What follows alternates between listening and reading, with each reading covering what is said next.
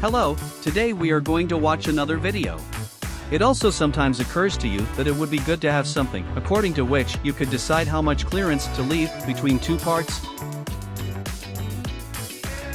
Yes, the easiest thing is to make a test sample, and that's what I did.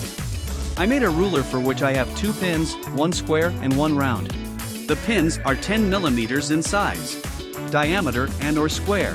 I have several holes on the ruler labeled with numbers that show how much larger the hole is.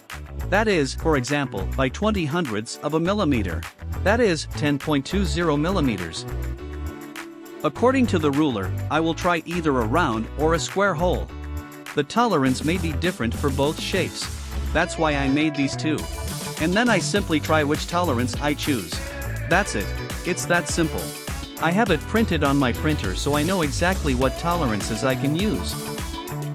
If you have any additions to this, let me know in the comments. Have a good time and see you next time.